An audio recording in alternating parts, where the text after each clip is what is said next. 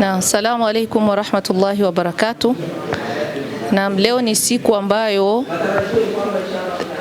tumekuja kuwapa zawadi wale ambao waliofanya musabaka tarehe 11 mwezi wa 4 mwaka wa 2026, na leo ndio ambao tumekuja kuwapa ile zawadi yao wale ambao walio faulu katika musabaka wetu.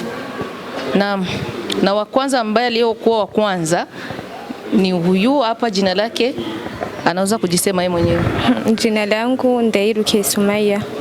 Naam, ndo ambaye alikuwa mshindi wa kwanza, amejinyakulia milioni 15 za Kirundi. Swali la kwanza ningependa kukuuliza dada yangu, umejisikiaje wewe kuwa wa kwanza ndani ya huyu msabaka? Nilijihisi kuwa na furaha nyingi. Kuna Allah subhanahu wa ta'ala amenijalia kupata nafasi ya kwanza, ni kuwa mshindi wa mwaka huu. Naam. Ulijua au ulihisi kwamba unaweza kuwa mshindi au katika wale washindi watano? Ndio, kuwa katika washindi watano. Nilikuwa ninajua kama nitaweza kuwa katika washindi watano, ila kuwa mshindi wa kwanza nilikuwa sitegemei hivyo. Na katika kuhifadhi kitabu chake Allah subhanahu wa ta'ala ulichukua muda gani?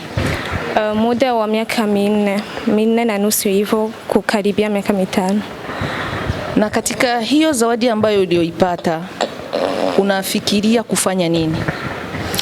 Ninafikiria kufanya mengi sana, sana kwanza familia yangu, madrasa iliyonilea mpaka nikafikia nafasi hii.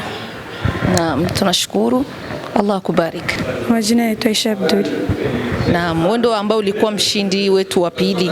Umejinyakulia milioni 7. Umejihisi vipi kuwa mshindi wa pili? Nimesikia furaha sana. Na ulihisi kwamba utakuwa katika wale washindi watano ambao umetoka hemo? Naam, kwa jinsi nilivyosoma nilihisi. Mashallah. Na ulichukua muda gani wa kuhifadhi Qur'ani tukufu ya Allah subhanahu wa ta'ala? Muda wa miaka 4. Na huyo muda wa miaka 4 ulisoma madrasa moja tu ama ulienda unasoma madrasa tofauti? Moja tu. Mashallah. Na katika hiyo zawadi ambayo Mwenyezi Mungu amekuruzuku, je, una mpangilio gani nayo?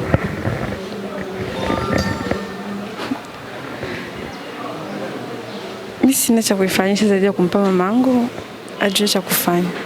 Naam. Unawashauri vipi wale ambao wako katika kuhifadhi kitabu chake Allah subhanahu wa ta'ala? Wasome kwa bidii tu sana na ikhlas. Basi.